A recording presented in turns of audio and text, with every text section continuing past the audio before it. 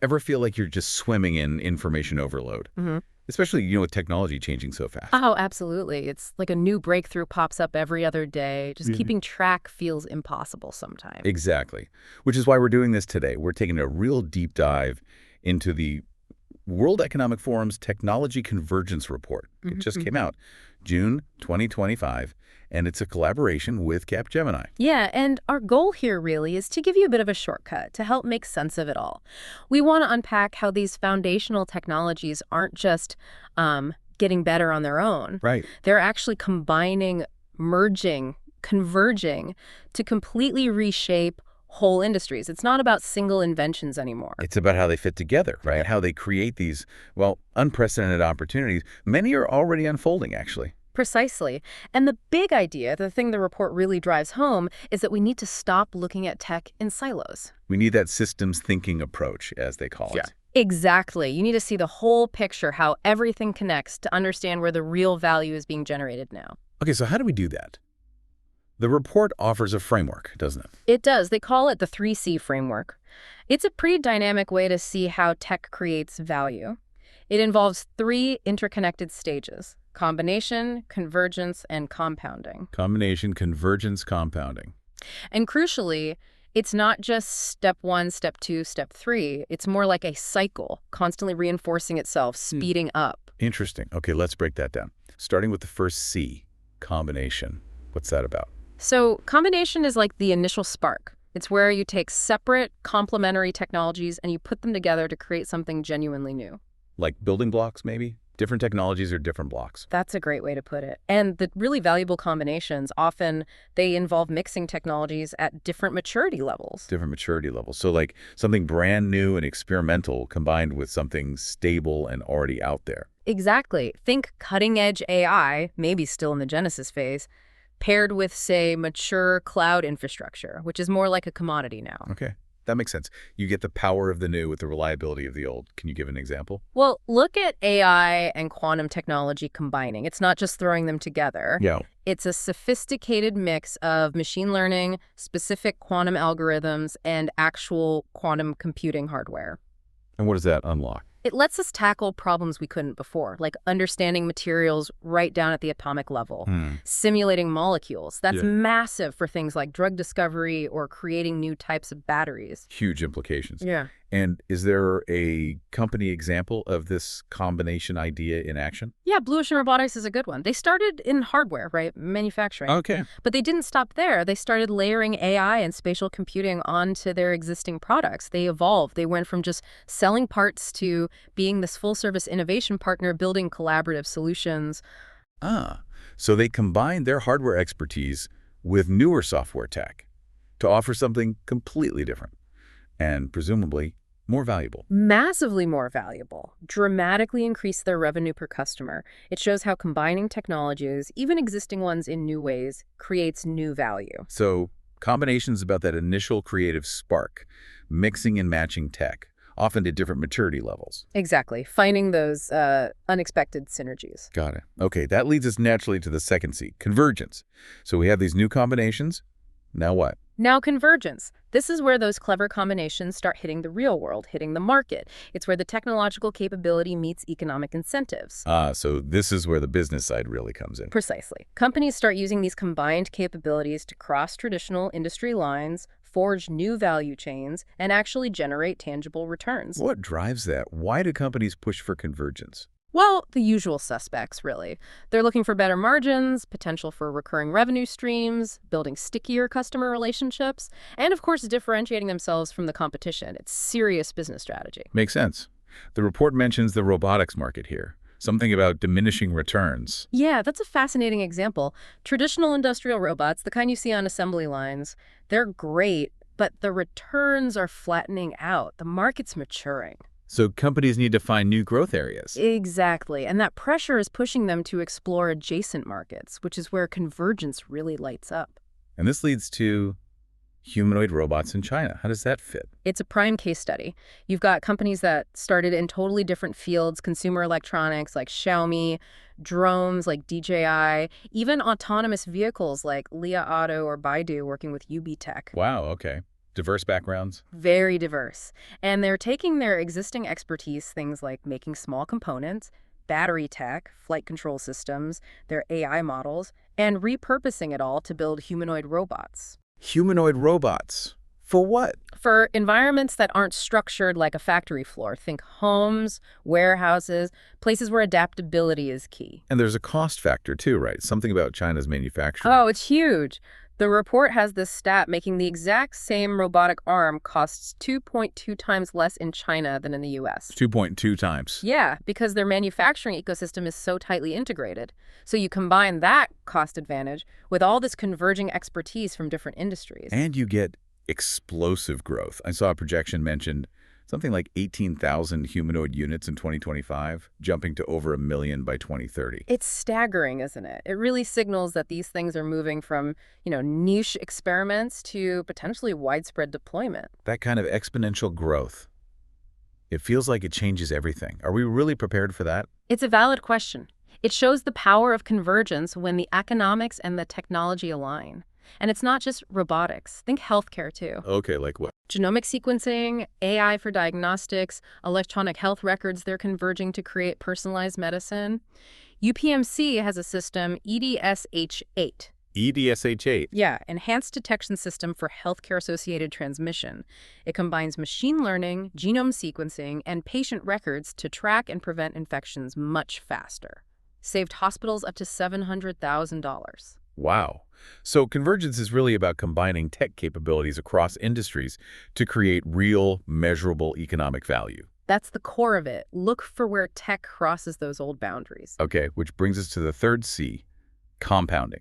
If convergence is where value starts, compounding sounds like where it explodes. Exactly. This is the stage where that convergence drives exponential adoption. Costs plummet because of scale, network effects kick in, entire ecosystems develop around the converged technologies. Like a flywheel picking up speed. Perfect analogy. It spins faster and faster. You see production get more efficient, companies learn and get better faster. The learning effect, new business models pop up that just weren't feasible before. And it goes beyond single companies, right? You mentioned ecosystems. Absolutely. Standards start to emerge, which helps everyone. Other companies develop complementary products or services. Supply chains mature. Even regulations start catching up and adapting. The electric vehicle example feels very relevant here. Totally. Think back 15 years. EVs were expensive, range wasn't great, chargers were rare. Right. Very niche. But as more people bought them, as convergence happened with battery tech and software, what happened? Battery costs dropped like a rock, 90% down over 15 years. 90%. Charging networks popped up everywhere. Governments offered incentives, the whole ecosystem compounded, making EVs more attractive, which drove more adoption, which lowered costs further. See the cycle. Yeah, the self-reinforcing loop you mentioned earlier. Yeah. But doesn't this also create a challenge for the companies that started it all? The innovator's dilemma. Yes. That's a key point. When a technology hits compounding scale and starts to standardize, it becomes more accessible, cheaper. That initial edge the pioneers had can start to fade. So how do companies like, say, NVIDIA, stay ahead when their core tech, like GPUs for AI, starts becoming more common? They have to find the next combination. NVIDIA is a masterclass in this. As GPUs became more standard for AI, they didn't just sit back. What do they do? They heavily invested in combining their hardware leadership with specialized AI software, things like CUDA and cuDNN, and even developing custom chips, ASICs. They layered more specialized value on top. Exactly. That strategic move, that new combination, allowed them to ride the massive AI compounding wave. Their market cap went from around $300 billion to over $3 trillion in just 3 years. $3 trillion. Wow. So the lesson is, even when you're successful at scale, you need to keep innovating, keep combining. Constantly. And you see it now with large language models, LLMs. They're reaching compounding scale, becoming easier to access via APIs. Sort of like commodities almost. Yeah. Getting there. So what are companies like Anthropic and OpenAI doing? They're already working on the next combinations, integrating LLMs with agent architectures, giving them specialized reasoning skills, training them on specific domain data. Creating the next wave of specialized AI. It feels like AI has gone through cycles of this already. It really has. Yeah. You had the first cycle, maybe mid-2010s to 2021, cloud computing plus machine learning. That gave us AI analytics, recommendation engines, standardization, cost drops. Okay. Now we're in the second cycle. Foundational models, like the big LLMs, are becoming the base layer. The innovation, the value, is in combining those FMs with specific data, specialized hardware, multimodal inputs, creating highly tailored AI for specific jobs, like humanoids or medical diagnosis. So combination, convergence, compounded, that's the engine. Now, where does this engine run? The report talks about specific technology domains, right? Yeah. 8 of them. That's right. 8 advanced technology domains that the report identifies as foundational for innovation right now and in the near future. And crucially, they're not separate. They are deeply interdependent, constantly interacting through those 3 Cs. And there's a maturity framework used here, too, Yeah. to understand where each tech sits. Yeah, they use Simon Wardley's model, 4 stages: Genesis, brand new; experimental; custom-built, early days; bespoke solutions; product, more standardized; market leaders appearing; and commodity mature, widely available, like infrastructure. And the best combinations often mix techs from different stages. Yeah, that's where a lot of the value comes from, yes. Okay, let's touch on these domains. First up, Yeah. AI. You called it the universal integrator. It really is. AI is becoming so powerful and versatile that it's integrating with, enhancing, embedding itself across all the other domains. Agentic AI that can do things autonomously is still early, Genesis stage, but the potential is immense. What's a key combination happening within AI itself? One big one is distributed edge intelligence, pushing AI processing out to the edge of the network, closer to where data is generated. Like on the device itself or Yeah. nearby? Exactly. Think of Vestas using it to optimize wind turbines in real time. Or Zedic.ai improving safety in remote telecom sites. A key part of this is federated learning. Federated learning. That sounds complex. The idea is simple, though. Instead of sending all the raw data to a central AI, you send the AI model out to the data, let it learn locally, and then just send the learnings back. Much better for privacy and efficiency. Ah, okay. Data stays put. That makes sense. What about AI agents working together, multi-agent autonomy? Yeah, that's another huge area, combining AI agents with spatial awareness, omni-computing, letting them make independent decisions but collaborate on a goal. DeepSeek enhancing LLM reasoning, Salesforce's Agentforce using multiple agents for CRM tasks. And there are tools emerging for this. Definitely. Anthropic's Model Context Protocol, MCP, is a good example. It helps different AI models and tools work together smoothly. Imagine an AI agent monitoring factory equipment, pulling data from the ERP system, and scheduling maintenance, all in one workflow. That's the direction. Okay, domain 2. Omni-computing. Decentralized power, you said. Yeah, it's about shifting away from centralized clouds, a more distributed, democratic compute landscape. Bring the processing closer to the data source, saves energy, helps privacy. How does that create new combinations? Well, you get decentralized intelligence systems. Think blockchain for trust, peer-to-peer networks, plus that edge AI we just talked about. Seal storage uses this for secure data, OV for decentralized finance. And blockchain helps incentivize this. Right. You can use tokens to reward people for contributing their unused computing power, like spare GPU capacity. Creates this bottom-up distributed compute network. Interesting. And what's the Internet of Robotic Things, IoRT? That's integrating robots, connectivity, and edge computing. Think interconnected robot ecosystems.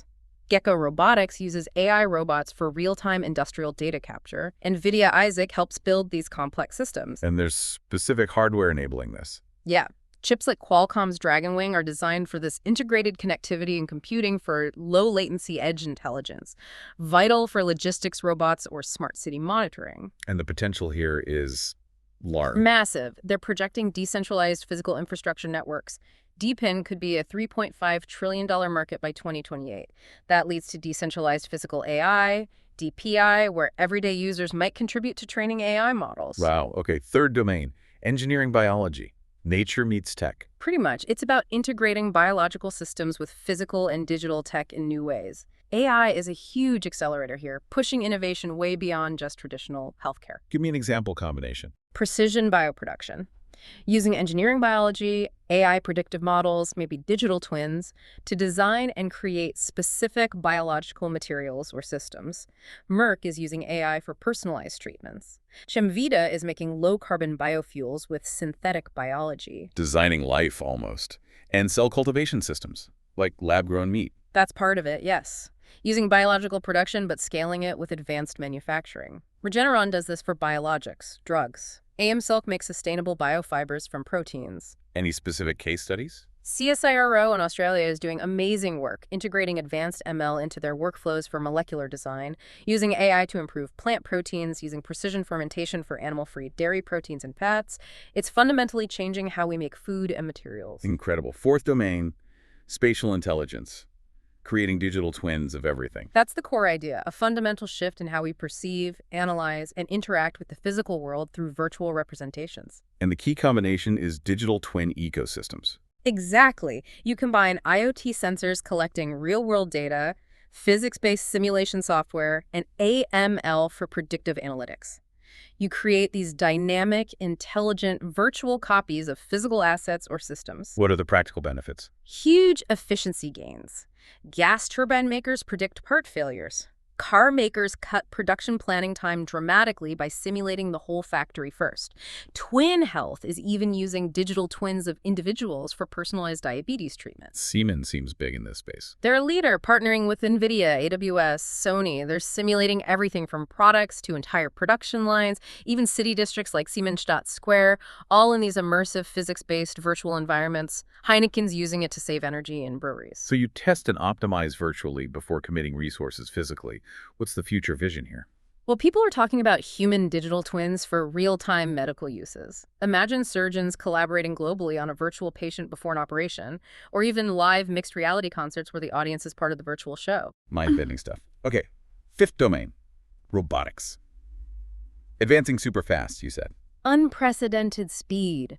Hardware costs are dropping, global competition is intense. The focus now is really on intelligent, adaptable robots, not just the dumb, repetitive ones. And the key combination is cognitive robotics systems. Right. Combining sensors that can see, hear, touch multimodal sensing with adaptive machine learning and real-time control. Robots that can genuinely understand and react to complex, changing environments. Who's doing this? Companies like Wawabi and autonomous trucking, Know Your Array robotics and manufacturing. They're building robots that can think and adapt. And there's bio-inspired robotics, too, and swarms. Yeah, bio-inspired like Figure AI's humanoids or Angel Robotics rehab robots. Yeah. And swarm robotics, lots of simple robots working together. NASA's Puffer rovers exploring Mars. UB Tech showing swarm humanoids. But the iconic example has to be Boston Dynamics, right? Well, absolutely. They are like the definition of technology convergence in robotics.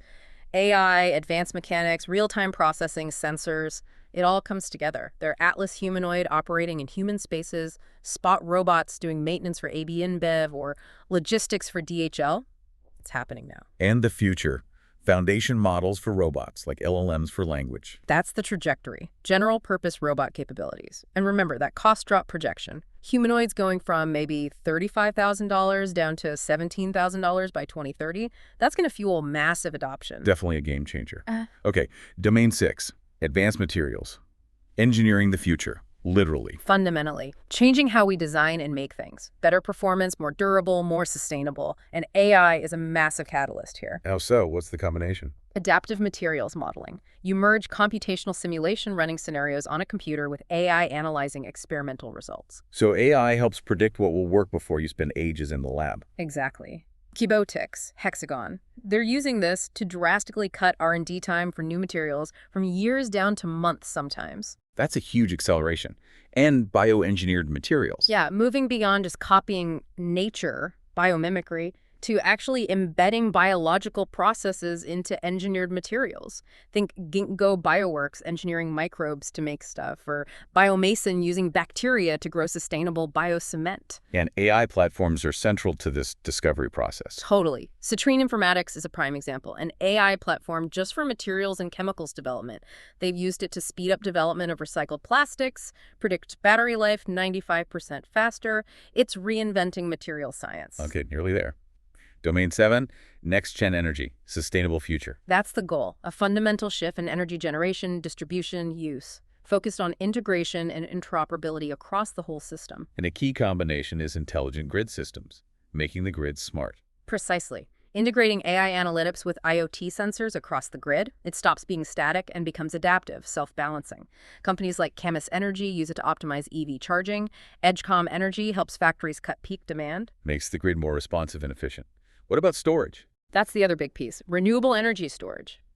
Combining next-gen batteries with AI prediction. NPAL, Alpha ESS.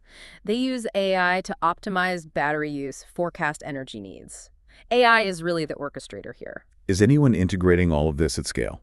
Saudi Aramco is an interesting example. They're using AI, blockchain, digital twins for monitoring facilities, predictive maintenance, grid management, applying these converged technologies in a really complex industry for efficiency and sustainability gains. And looking further out for energy. The really big shifts could be fusion power, small modular nuclear reactors, SMRs, all managed and optimized by AI, leading towards autonomous energy ecosystems that are efficient, cost-effective, and green. A huge vision. Okay, final domain, quantum technologies. The new frontier. Perhaps the most transformative, but also maybe the most challenging. It promises completely new ways to compute, communicate, sense things, tackling problems currently unsolvable. But is it practical yet? What's a near-term combination? Hybrid quantum classical computing. That's key for now. You combine the unique power of quantum processors with the reliability of classical computers. Planck is doing this with neutral atom quantum computers. Bosch and IBM are using hybrids to model materials for green energy. Use each for what it's best at. Makes sense. Getting the benefits without waiting for perfect quantum computers. What about quantum sensing? Quantum-enhanced measurement, yeah. Using quantum principles for incredible accuracy. Quantum positioning, navigation, timing, QPNT, medical research. We mentioned atomic clocks earlier losing less than a second over the universe's age. That's quantum effects at work. QCTRL improving ship navigation, AOSense making ultra-precise sensors. Well, Sandbox AQ is combining quantum and AI. Yes, creating what they call large quantitative models, LQMs, and it's delivering results now. That 95% faster prediction of battery life, that was them. Enabling GPS-free navigation for the Air Force using magnetic fields, them too. Boosting the search space for new drugs by 30 times, also them. So, even though it feels futuristic, quantum combined with AI is already having real-world impact. Definitely. It's solving incredibly complex problems today. Wow. Okay, so we've gone through the 3 Cs, the 8 domains. This is a lot to take in. What's the big takeaway? What does this all mean for you listening? I think the strategic imperative is really clear. Understanding these patterns of combination, convergence, compounding, it's absolutely essential if you want to spot emerging opportunities and position yourself or your organization for an advantage. It's not just about understanding the tech itself, is it? Not at all. Organizations need to build expertise across different domains, break down those old silos. They need to get smart about blending mature tech with emerging tech. Building partnerships and ecosystems is critical. You can't do it all alone. And managing the risks, ethical considerations. Hugely important. Governance frameworks are essential. We need to be mindful of dual-use technologies, unintended consequences. The World Economic Forum itself is working on this with things like their AI Governance Alliance, the Metaverse Initiative, trying to ensure development is responsible. So the report's conclusion is pretty stark then.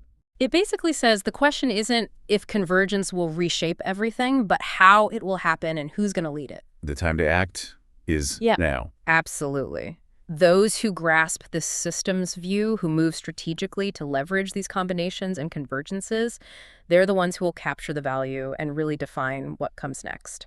So maybe a final thought for everyone listening. Just imagine the industries that don't even exist yet, industries that will be born directly from these convergence patterns we've talked about. Yeah. What unexpected pairings of technology do you think might create the next big thing? And maybe what skills do you need to be ready for that future?